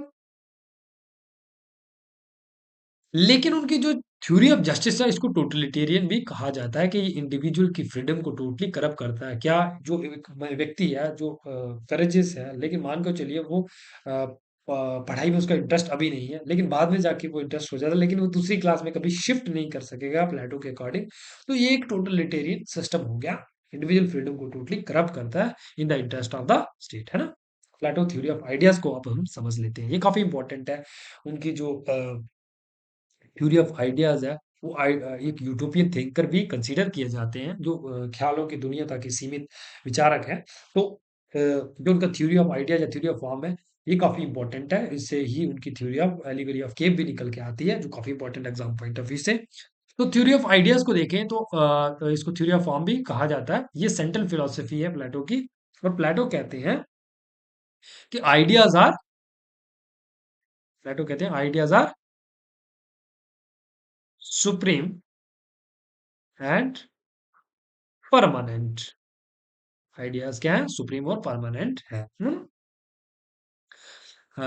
Eternal, permanent, unchanging, universal. और जबकि फिजिकल ऑब्जेक्ट्स जो है वो टेम्परेरी हैं और कॉन्स्टेंटली चेंजिंग होते रहते हैं। मान के चलिए, वो एग्जांपल देते हैं, कोई भी हमारे सामने जैसे मान के चलिए कोई मेज है या फिर कोई चेयर है, तो कहते हैं कि चाहे वो लकड़ी की होगी या प्लास्टिक की होगी, लेकिन कहने का मतलब है, प्लेटो कहते हैं कि हमें समझाते हैं कि आइडिया सुप्रीम है। कैसे सुप्रीम है? वो कहते हैं कि अगर एक चेयर है मान के चलिए, तो पहले इंसान के दिमाग दिमाग में एक आइडिया रहा होगा कि हमें बैठने के लिए कोई चीज बनानी चाहिए, तो उसके दिमाग में ये चेयर का आइडिया आया होगा। फिर उस आइडिया को वो उसने इम्प्लीमेंट किया होगा। पहले मान के चलिए उसने एक लकड़ी से किसी चेयर का निर्माण किया होगा, या फिर प्लास्टिक से, जो धीरे धीरे करके डेवलप हुआ है। लेकिन कहने का मतलब है कि आइडियाज पहले आया होगा, उसके बाद जो मटेरियल ऑब्जेक्ट की स्थापना हुई होगी। तो कहने का मतलब है आइडियाज जो सुप्रीम है, परमानेंट है, वो कभी चेंज नहीं होते। वो आइडियाज हर सोसाइटी, हर समाज वर्ग में वो रहता है। आइडिया और अपीयरेंस में क्या डिफरेंस है, वो उसको डिफरेंशिएट करते हैं। आइडियाज को what is ideal and what is actual, वो क्या है, तो ये समझाते हैं हमें। और फिर नॉलेज और ओपिनियन में भी वो डिफरेंशिएट करते हैं ना। जो हमारी सेंस से हम देख पाते हैं, जो नॉलेज गेन करते हैं, उसको ओपिनियन कहते हैं। और जो अ, वास्तविकता में जो सच्चाई है, जो उसके पीछे मूल विचार है, जो उसकी फॉर्म है, जब उसको समझते हैं, उसको ट्रुथ नॉलेज कहा जाता है। शेडो और इमिटेशंस, जो हम सेंसेस से गेन करते हैं, वो सिर्फ एक परछाई है जो आइडियाज में एग्जिस्ट करती है एक दूसरी दुनिया में, है ना। अब वो नॉलेज के लेवल्स को भी डिवाइड करते हैं ना, through the image of divided line which distinguish the level of awareness. वो इमेज ऑफ डिवाइडेड लाइन, जैसे ओपिनियन और नॉलेज। अभी मैंने बताया कि ओपिनियन क्या हो गया? जो भी जो सेंसरी नॉलेज है, सेंस से हम नॉलेज करते हैं, वो एक शेडो और इमिटेशन है किसकी? ऑफ द रियल फॉर्म, है ना। जो रियल फॉर्म है उसी को ही हम नॉलेज कहते हैं, जो आइडियाज तक ही सीमित है। लेकिन जो उसकी फॉर्म है, जो हम देख पा रहे हैं, जो उसको हम ओपिनियन कहते हैं ना। तो ये थे उनकी। अब उनके साथ थ्योरी ऑफ आइडियाज के साथ मिलती जुलती एक और थ्योरी है, मिथ ऑफ केप, या फिर इसको हम allegory of public, allegory of cave की थ्योरी भी मानते हैं। तो इसमें क्या कहते हैं, प्लेटो कहते हैं कि वो एक एग्जांपल के थ्रू हमें समझाने का प्रयास करते हैं। कहते हैं कि एक गुफा है, उसमें कुछ चेन मैन है, मतलब अंदर कुछ जकड़े हुए चेन में व्यक्ति है। और उस गुफा में एक ही एंट्रेंस का रास्ता है। मान के चलिए ये आ, हाँ, देख लीजिए। एक ही गुफा में लाइट का सोर्स एक ही है, वो जो सूरज से आ रही है। और उन व्यक्तियों की जो फेस है वो दीवारों की तरफ है, और अपनी परछाई को देख रहे हैं, और कहते हैं कि ये परछाई जो है, ये रियल में कोई व्यक्ति है या एग्जिस्टेंस करता है। तो उनको ज्ञान नहीं होता इसके बारे में कि ये हमारी ही परछाई है। लेकिन जब कुछ व्यक्ति जो उस चेन से फ्री होकर बाहर निकलते हैं उस गुफा से, और देखते हैं जो वो परछाई जिसको रियल मान रहे थे, वो एक इल्यूजन ओपिनियन था, है ना। तो जो एक रियल ओपिनियन था, और रियल वर्ल्ड में जो है, और जब वो रियल वर्ल्ड में आते हैं, ठीक है, वो सच्चाई को एक्सपीरियंस करते हैं ना। Sunrise represent the idea of good which eliminate all other idea, जो दूसरे आइडियाज को इलिमिनेट कर देता है, जो उनके अंदर भी हुआ करते थे। Hierarchy of ideas and idea of good. अब वो आइडियाज की हायरार्की को भी देते हैं, और कहते हैं कि आइडिया ऑफ गुड जो है वो सबसे सुप्रीम है ना। आइडिया ऑफ गुड क्या हो गया? ये मैंने पहले भी आपको बताया कि एरिस्टोटल और प्लेटो दोनों जो है, वो गुड लाइफ को अचीव करना चाहते थे, आइडिया ऑफ गुड को अचीव करना चाहते थे। जो ट्रूथ, नॉलेज और मॉरल वैल्यूज, इसको लेके आता है, ठीक है, कौन? Idea good. जैसे सन जो है सोर्स ऑफ लाइट है सभी लाइट्स का, तो इस तरीके से ये भी है ना। All other ideas drive there meaning and existence from the idea of good. तो ये थी उनकी थ्योरी ऑफ एलिगरी ऑफ केव, जहाँ काफी important exam point of view से यहाँ से भी क्वेश्चंस फ्रेम किए जा सकते हैं। अब उनकी जो एजुकेशन सिस्टम है, आइए उसको देख लेते हैं। कुछ उसके बेसिक प्रिंसिपल, वो एजुकेशन को कंपलसरी मानते थे, है ना, और इक्वल अपॉर्चुनिटी वो प्रोवाइड कराना चाहते थे वुमेन एंड मैन को, और किसी तरीके का रिच और पुअर में कोई डिस्क्रिमिनेशन नहीं करना चाहते थे, है ना।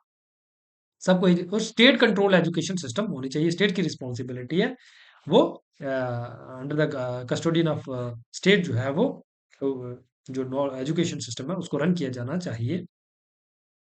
और जितने भी चिल्ड्रंस हैं उनको एजुकेट किया जाना चाहिए अंडर आइडेंटिकल समान कंडीशंस में, उनको आगे बढ़ने का मौका दिया जाना चाहिए, तभी वो उनकी सोल का जो रियल नेचर है उसको हम एग्जामाइन कर सकते हैं और उसके अकॉर्डिंग उनको रोल असाइन कर सकते हैं। अब उनकी स्टेजेस ऑफ एजुकेशन, वो डिटेल एजुकेशन सिस्टम देते हैं। वो स्टार्टिंग में वो कहते हैं कि बच्चे की जो फिजिकल एक्टिविटीज है वो ज्यादा होनी चाहिए, गेम्स और स्पोर्ट्स, ताकि जो है कि स्ट्रांग और हेल्दी बॉडी उसकी डेवलप हो पाए, ताकि फ्यूचर में उसको कोई किसी प्रकार की बीमारियों को से सामना ना करना पड़े। एक हेल्दी जब बॉडी होगी तभी हेल्दी माइंड होगा, है ना। और उसके बाद 11 से 15 साल के बीच में उसको म्यूजिकल एजुकेशन दी जानी चाहिए, ताकि उसकी सोल की शांति और मैथमेटिक्स, है ना, हिस्ट्री जैसे सब्जेक्ट्स और साइंस पढ़ाया जाना चाहिए बेसिक लेवल का। और उसके बाद जो है 16 से 20 तक जो है मॉरल एजुकेशन भी दी जानी चाहिए, ताकि उसका डिसिप्लिन अच्छा हो सके, है ना, करेक्टर और सिविक सेंस ऐसी वैल्यूज उनको दी जानी चाहिए, है ना। और एट 20 ईयर्स पे जाकर उसका पहला पेपर होना चाहिए, टेस्ट लिया जाना चाहिए, और जो फेल हो जाते हैं वो प्रोड्यूसर क्लास को ज्वाइन करें, और जो पास हो जाते हैं फर्दर अपनी स्टडी को कंटिन्यू रखें। इसके बाद उनको एक इलेबोरेटेड वे में जो है तीनों प्रकार की फिजिकल, मेंटल और मॉरल ट्रेनिंग दी जानी चाहिए। इसके बाद, है ना, एट द एज ऑफ 30 फिर से एग्जाम लिया जाना चाहिए। जो इसमें पास हो जाएंगे वो एक्सिलरी क्लास को ज्वाइन करें, और जो फेल हो जाते हैं, एक्सिलरी क्लास कौन होगी, सोल्जर क्लास, और जो पास हो जाते हैं वो नेक्स्ट अपनी पढ़ाई को कंटिन्यू रखें। फिलोसफिकल एजुकेशन उनको दी जानी चाहिए, क्योंकि हमें फिलोसफर किंग को अल्टीमेटली तैयार करना है। और 36 से 50 तक उनको प्रैक्टिकल एक्सपीरियंसेस दिया जाना चाहिए in public and social life में, ताकि उनकी प्रैक्टिकल ट्रेनिंग भी हो सके। और इसके बाद जो है at the age of 50 final examination होना चाहिए, जो सक्सेसफुल हो जाए वो फिलोसफर किंग बनने के लायक हो जाएंगे, और इससे जो है एक बेटर गवर्नेंस हो पाएगी, है ना। अब मैथमेटिक्स और डायलेक्टिक्स का क्या रोल है, वो काफी एसेंशियल मानते हैं मैथमेटिक्स को, और इसके ऊपर लिखते हैं कि देर इज अ कंपलसरी, है ना, knowledge of mathematics to enter in this academy. ये पहले भी हमने देखा है, ठीक है। और मैथमेटिक्स जो है हमारी रीजनिंग तर्क की शक्ति को बढ़ाता है ना। डायलेक्टिकल मेथड जो है is the highest stage of education, जहाँ पे क्या होता है, हमारा माइंड जो है ग्रास्प करता है, अल्टीमेट ट्रूथ को फाइंड आउट करता है ना, and the idea of truth को, है ना। अब देखिए उनकी जो थ्योरी ऑफ एजुकेशन है, इसके क्या सिग्निफिकेंस है, इससे हमें जो है ये हमारा कैरेक्टर फॉर्मेशन होता है, सिर्फ हमें इंफॉर्मेशन एक्युमुलेशन नहीं होता, ठीक है। उसके बाद जस्टिस का आइडिया एस्टेब्लिश करना, वो इसी के साथ इनके एजुकेशन के साथ लिंक है। फिलोसोफर किंग का आइडियल स्टेट का, है ना, अगर समाज में हार्मोनी लानी है तो इंडिविजुअल की सोल के अकॉर्डिंग उसको रोल असाइन होना चाहिए, तो ये भी एजुकेशन ही प्रोवाइड करेगी, है ना। अब हम उनकी प्लेटो की जो theory of communism of wives and property है उसको देख लेते हैं। तो प्लेटो की जो theory of communism of wives and property की बात करें, तो वो जो कॉमन मानते थे वाइफ और प्रॉपर्टी को, किसके लिए, फॉर गार्डियन क्लास। तो इसका जो कंसेप्ट है ये अपनी किताब द रिपब्लिक, अपनी किताब जो है द रिपब्लिक में डिस्कस करते हैं, है ना। तो कहते हैं इससे क्या होगा, क्या इससे यूनिटी, हार्मोनी और जस्टिस जो है वो समाज में आएगा, एक आइडल स्टेट की स्थापना हो पाएगी, जिसका वो विचार करते हैं ना। Plato not support communism for all classes, वो सभी क्लासेस के लिए कम्युनिज्म नहीं सपोर्ट करते। जैसे कि आज के टाइम पे हम हमारे कार्ल मार्क्स जो है कम्युनिज्म की बात करेंगे, लेकिन वो सभी क्लासेस की बात करेंगे। अ, लेकिन ये किसके लिए, रूलर और सोल्जर क्लास के लिए है, क्योंकि इनके पास महत्वपूर्ण कार्य है अकॉर्डिंग टू प्लेटो, इसलिए ये इनके पास कोई भी किसी तरीके की प्रॉपर्टी नहीं होनी चाहिए, कॉमन प्रॉपर्टी होगी इनकी, इनको बैरक्स में रखा जाएगा, और इनको जो है स्टेट के अंडर जो है स्टेट के फंड्स के थ्रू ही इनका पालन पोषण होगा, जो भी इनका रहन सहन खाना पीना होगा वो स्टेट करेगी, और ये सिर्फ अपने काम के ऊपर फोकस करेंगे, है ना। चाहे वो रक्षा का काम हो गया, बॉर्डर्स को प्रोटेक्ट करना हो गया, या फिर गवर्नेंस हो गया, रूलर्स के द्वारा किया जाएगा, फिलोसोफर किंग के द्वारा किया जाएगा। तो ये एक अच्छे तरीके से होना चाहिए। और इनके प्रॉपर्टी कोई नहीं होगी, ठीक है, हाँ बिल्कुल, वो सिंपल और डिसिप्लिन लाइफ इनके द्वारा जी जाएगी। और उसके बाद जो है इससे होगा क्या, जो उनके अंदर जो सेल्फिशनेस है वो भावना नहीं होगी, और डिवीजन ऑफ सोसाइटीज में नहीं होगा। जो माइन एंड दाइन की जो भावना है वो भी नहीं होगी, मेरा तेरा की भावना जो है ना। तो प्लेटो कहते हैं कि कम्युनिज्म वाइफ्स, इनके जो गार्डियन क्लास है इनके लिए कॉमन वाइफ्स होनी चाहिए, और इनके कॉमन जो बेस्ट मैन है उसको बेस्ट वुमेन के साथ इंटीमेट किया जाएगा, ताकि अच्छे जो है नस्ल के बच्चे पैदा किए जा सके जो हाईली इंटेलेक्चुअल हों, और इनको जो है तुरंत ही इनके जन्म के बाद जो है वो माता पिता से अलग कर लिया जाएगा। ना ही माता पिता को पता होगा कि मेरे बच्चे कौन है, और बच्चों को भी ये नहीं पता होगा कि मेरे माता पिता कौन है। तो इससे होगा क्या, जो उनकी अट्रैक्शन है बच्चों की फैमिली के प्रति, क्योंकि वो मानते हैं कि family is a first and first evil है ना, वो इसको ईवल मानते हैं ना। अ, जो बच्चों को जो पालन पोषण है वो स्टेट के द्वारा किया जाएगा, है ना। अब उनका जो पर्पस क्या था कि कम्युनिज्म को लाने का, ताकि जो फैमिली का जो कंसेप्ट है उसको एलिमिनेट किया जाए, और लॉयल्टी को जो वो बढ़ाया जाए स्टेट के प्रति, जो उनका अति महत्वपूर्ण कार्य है, वफादारी से इस काम को कर सके। फैमिली से जो है नेपोटिज्म, भाई भतीजावाद है ना, प्राइवेट इंटरेस्ट जो है जनरेट होता है, इससे ये चीजें नहीं होंगी, और स्टेट को ही वो अपनी फैमिली कंसीडर करेंगे, गार्डियन क्लास, है ना। और इसमें स्टेट का रोल क्या होगा, मैरिज को डिसाइड करना, रिप्रोडक्शन, बच्चे कब पैदा करने हैं, कितने करने हैं, कैसे करने हैं, ये सब स्टेट डिसाइड करेगी। उसके बाद एजुकेशन ऑफ गार्डियन क्लास होना चाहिए। एंड प्लेटो सेलेक्टिव मैटिंग, मतलब कौन से वुमेन के साथ कौन सा मैन इंटीमेट करेगा, ये अल्टीमेटली कौन डिसाइड करेगा, स्टेट करेगा। तो ये फिजिकल एंड मॉरल एक्सीलेंस के लिए ये इंपॉर्टेंट है। अब इनके आइडियाज को क्रिटिसाइज भी किया जाता है, इनके शिष्य एरिस्टोटल ही इस आइडिया को क्रिटिसाइज करते हैं। एरिस्टोटल निकाल this idea is unnatural and impractical, ये इम्प्रैक्टिकल है ना। नेचुरल ह्यूमन इमोशंस के खिलाफ है, ये उसको सप्रेस करता है। जो फैमिली बॉन्ड है, जो हमें मोटिवेट करता है, एक मोटिवेशन का सोर्स होता है हमारे अंदर, उसको ये निग्लेक्ट करते हैं, रिजेक्ट करते हैं। एंड जो ये स्टेट को जो है एक्सेसिव कंट्रोल दे देते हैं ओवर इंडिविजुअल लाइफ, जो इसको अथॉरिटेरियन स्टेट बनाने की कोशिश करते हैं। लेकिन फिर भी जो कम्युनिज्म का आइडिया उनका हो वो मॉरल और पॉलिटिकल इन नेचर है, वो नॉट इकोनॉमिक, इकोनॉमिक नेचर नहीं है। वो जस्टिस, यूनिटी और devotion to the common good को एस्टेब्लिश करना चाहते हैं इन द आइडियल स्टेट, है ना। अब हम उनकी प्लेटो की थ्योरी ऑफ फिलोसफर किंग, जो बार बार हम फिलोसफर किंग के आइडिया को या फिर यूज कर रहे हैं, बार बार इसको कोट कर रहे हैं कि वो चाहते थे कि फिलोसफर किंग का रूल, वो रूल ऑफ नॉलेज हो। तो वो क्या चीज है फिलोसफर किंग की, अभी हम देख लिए परिभाषा कि उसके पास डिटेल्ड एजुकेशन सिस्टम होगा, और जो पॉलिटिकल पावर है वो उसी के हाथ में होनी चाहिए, ताकि एफिशिएंटली जो है गवर्नेंस हो सके इन जस्ट स्टेट में, है ना। जब तक स्टेट में फिलोसफर किंग का रूल नहीं होगा, तब तक शांति को स्थापित करना ये मुमकिन नहीं है, ऐसा प्लेटो कंसिडर करते हैं। क्योंकि वो मानते हैं कि फिलोसोफर किंग एक ऐसा व्यक्ति है जिसके पास डिटेल एजुकेशन सिस्टम है, और एजुकेशन सिस्टम से निकला हुआ व्यक्ति है, और उसके बाद नॉलेज ऑफ ट्रूथ है और आइडिया ऑफ गुड है, इसलिए वो समाज में जो है शांति, यूनिटी, जस्टिस जैसे कंसेप्ट को स्थापित कर सकता है। He is a lover of wisdom, उसके पास किसी तरीके का सेल्फ इंटरेस्ट नहीं होगा, क्योंकि वो already communism of property and wives का कंसेप्ट हमने पढ़ लिया, ट्रूथ एंड जस्टिस, है ना।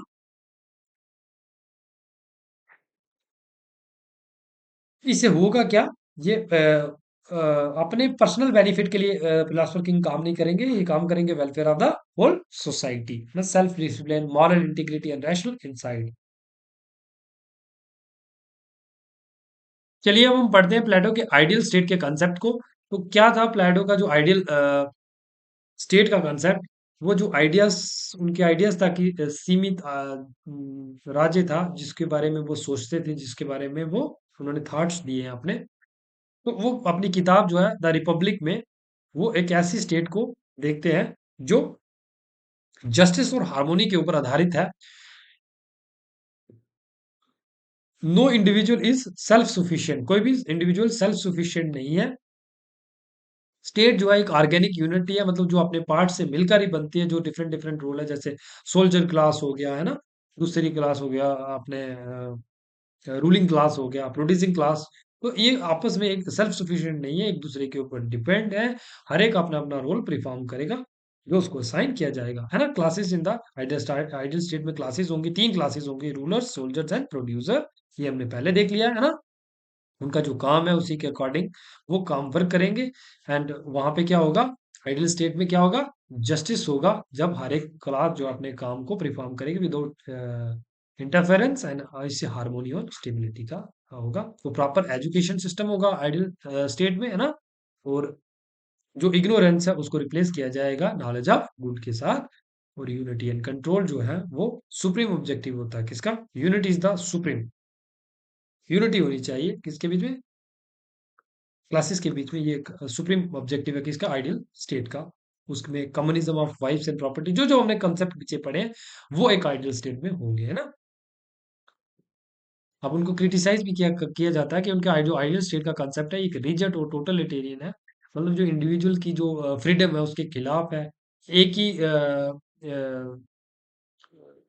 जो फिलोसोफर किंग है उसी को ही पावर फुल फ्लैश देने की बात करता है। और रीजन कटिंग सिस्टम है।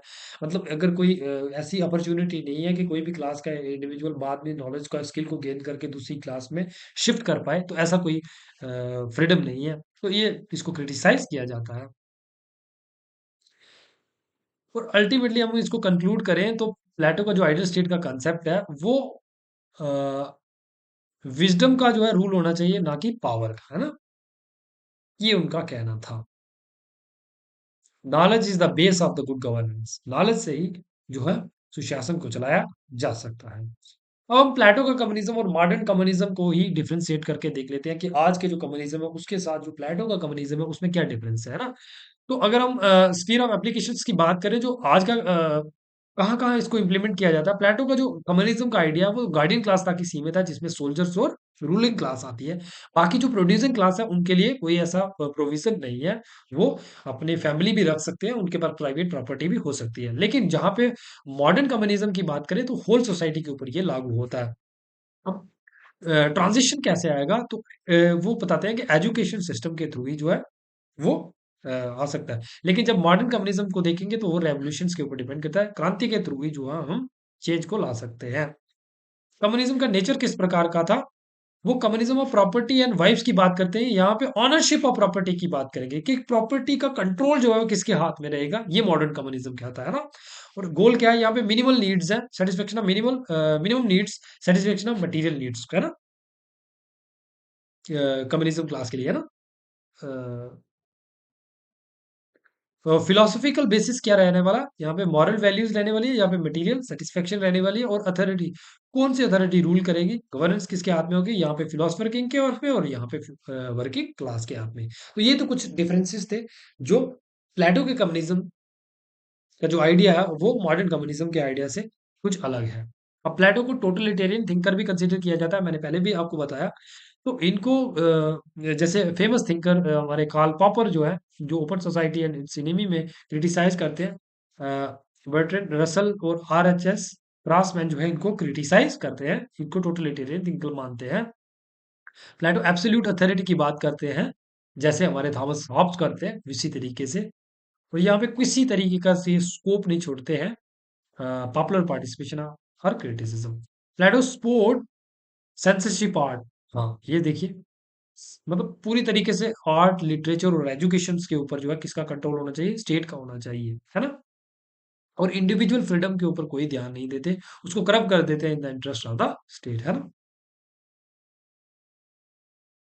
उनके जो लेबल है जो उनके ऊपर लगाया जाता है, एक डब्बा लगाया जाता है कि वो एक टोटलिटेरियन थिंकर है, उसके आर्गुमेंट अगेंस्ट उसके, है? Plato state was based on reason and moral philosophy, not binding ideological faith. जो उनका स्टेट है वो रीजन और मॉरलिटी के बेसिस पे है, ना कि आइडियोलॉजिकल फेथ के ऊपर चलाया जाएगा ब्लाइंड फेथ से, है ना? वो नॉलेजेबल पर्सन चलाएंगे। और उनके अंदर सेल्फ इंटरेस्ट भी तो नहीं होगा। तो ये बातें भी तो कंसीडर की जानी चाहिए। ऐसा उनके जो कुछ जो एडमायरर हैं वो कहते हैं, citizen are expected to obey rules because of rational understanding. Because of rational understanding citizen को ये फॉलो करना चाहिए जो भी बनाया जाएगा, not emotional fanaticism. Plato criticise excessive militarism. वो एक्सेसिव मिलिटेरियनिज्म को भी क्रिटिसाइज करते हैं जैसे स्पार्टा में, एंड डिड नॉट ग्लोरीफाई वार। और वार को भी ग्लोरीफाई नहीं करते हैं। His objective was justice and, उनका मुख्य जो फोकस है वो जस्टिस और मॉरल हार्मोनी है, डोमिनेशन नहीं है। तो इसलिए प्लेटो को आप टोटलिटेरियन थिंकर कंसीडर नहीं कर सकते। जो उनके ऊपर थिंकर है वो कुछ ऐसा कहते हैं। अब हम कंक्लूड करते हैं, आइए देखते हैं। अब हम उनको मॉडर्न जो टोटलिटेरियन रेजीम के साथ उनको उनकी तुलना नहीं कर सकते, क्योंकि उनका जो आइडिया है वो जस्टिस और हार्मोनी के ऊपर बेसिस था। हाँ, कुछ हद तक हम कह सकते हैं, लेकिन टोटली हम इसको मॉडर्न रेजीम के साथ तो कंपेयर नहीं कर सकते। उनका एब्सोल्यूट पावर में विश्वास था, बिल्कुल मानते हैं। क्रिटिसिज्म को सप्रेस किया जाना चाहिए। State control gives his philosophy a strong totalitarian tendency. ये उनके कुछ टेंडेंसीज हैं, जो कुछ प्रिंसिपल्स हैं, जो उनके थॉट हैं, इसके कारण उनको उनके अंदर उनके जो विचार हैं उनको टोटल लिटेरियन कंसीडर किया जाता है। लेकिन उनके कुछ प्लस पॉइंट्स भी हैं कि उनके जो रैशनल अंडरस्टैंडिंग के ऊपर फोकस जो भी आइडियाज देते हैं, और वहां पे उस आइडियाज के पीछे बेसिस है जस्टिस और मॉरल हार्मोनी। तो आइए उनके क्रिटिसिज्म को देख लेते हैं। कार्ल पॉपर जो है open society and its enemy में Plato as an enemy of open society, ये कार्ल पॉपर कहते हैं, है ना। Plato's ideal state is a close society, ये उनको इसलिए क्रिटिसाइज किया जाता है। नो फ्रीडम फॉर थॉट, है ना। सोशल मोबिलिटी नहीं है, आप एक क्लास से दूसरी क्लास में शिफ्ट नहीं कर सकते। No scope to shift from one class to another, ऐसा कोई स्कोप वो नहीं छोड़ते हैं, इसलिए उनको क्रिटिसाइज करते हैं ना। नए आइडियाज को कोई ऐसा स्कोप नहीं है ना। तो एरिस्टोटल इनके शिष्य जो है वो क्रिटिसाइज करते हैं, है ना, अनरियलिस्टिक एंड ओवर आइडियलिस्टिक, जो उनका आइडियलिस्टिक स्टेट का कंसेप्ट है। कम्युनिज्म ऑफ वाइड प्रॉपर्टी का एरिस्टोटल कहते हैं कि ह्यूमन नेचर के खिलाफ है ना। और प्लेटो वाज एंटी डेमोक्रेटिक, ये कौन कहता है? आरएचएस क्रॉसमैन जो है इसको कहते हैं कि ये एंटी डेमोक्रेटिक है, प्लेटो। अब प्लेटो के रिलेवेंस को समझते हैं। तो मॉरल फाउंडेशंस, पॉलिटिक्स में जो है मॉरलिटी होनी चाहिए, नैतिकता होनी चाहिए राजनीति में, तभी जो है अच्छे से या फिर गुड गवर्नेंस को एस्टेब्लिश किया जा सकता है। एथिक्स एंड जस्टिस का होना काफी इंपॉर्टेंट है, सिर्फ डोमिनेशन नहीं होना चाहिए ना। रूल ऑफ कॉम्पिटेंस, जो कैपेबल है उन्हीं के हाथ में जो है बागडोर होनी चाहिए शासन की। Justice as a social harmony, है ना। जस्टिस से ही समाज में हार्मोनी आएगी। इससे कैसे आएगी? फंक्शनल स्पेशलाइजेशन के थ्रू। जेंडर इक्वालिटी, ये भी उनका रेलिवेंट पॉइंट है, उनके जो हित में जाता है ना। इक्वल कैपेबिलिटीज ऑफ वुमेन, जो आज फेमिनिस्ट थिंकर जिसकी बात करते हैं, वो प्लेटो पहले से उनको फेमिनिस्ट थिंकर भी कुछ थिंकर जो है कंसीडर करते हैं कि फर्स्ट फेमिनिस्ट थिंकर है ना। जो फीमेल्स की बात करते हैं ना, फीमेल्स के राइट्स की बात करते हैं। Welfare orientations, state exist for common good, जो कॉमन गुड का आइडिया, उनका आइडिया, उनके शिष्य भी इसको फॉलो करते हैं। तो ये थे उनके कुछ प्लस पॉइंट्स। वो प्रोसीजरल डेमोक्रेसी के अगेंस्ट थे, है ना। सिर्फ प्रोसीजर्स को ही फॉलो नहीं करना है, उसमें जो सब्सटेंसिव नेचर है डेमोक्रेसी का वो भी सामने आना चाहिए। मतलब रियल में, रियलिटी में जो डेमोक्रेसी का मूल विजन है, वो हमें दिखाई देना चाहिए समाज में।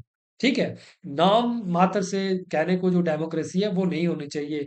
मोवोक्रेसी जिसको वो कहते हैं, है ना, उस समय की जो डेमोक्रेसी है वो कहते हैं कि डेमोक्रेसी नहीं है, ये मोवोक्रेसी है, रूल ऑफ इग्नोरेंट, है ना। वो इसको क्रिटिसाइज करते हैं। तो ये थे कुछ प्लस पॉइंट्स, है ना। सब्सटेंसिव डेमोक्रेसी जहाँ पे वेलफेयर जस्टिस उसका होना चाहिए। तो नेक्स्ट थिंकर जो है हमारा क्लास सेकंड जो है वो किसके ऊपर रहने वाली है? एरिस्टोटल के ऊपर रहने वाली है। आज की क्लास जो है हम यहीं तक रखते हैं। जिन्होंने अभी तक हमारा टेलीग्राम चैनल नहीं ज्वाइन किया, वो टेलीग्राम चैनल को ज्वाइन कर सकते हैं। टेलीग्राम का लिंक मैं डिस्क्रिप्शन में बॉक्स में डाल दूंगा, आप सर्च कर सकते हैं पॉलिटिकल गुरुजी के नाम से। तो वहां पे जाकर आज ही मैं आपको उसके जो एमसीक्यूज हैं वहां पे प्रोवाइड करवा दूंगा। तो वहां से आप जाकर प्रैक्टिस कर सकते हैं, और धीरे धीरे हम सभी थिंकर्स को एक एक करके कवर करने वाले हैं। तो आज की क्लास यहीं पर रखते हैं। जिन्होंने अभी तक चैनल को सब्सक्राइब नहीं किया वो सब्सक्राइब करके रख लीजिए। नेक्स्ट जब हम एरिस्टोटल की क्लास लेके आए तो आपको तुरंत से उसका नोटिफिकेशन मिल जाए।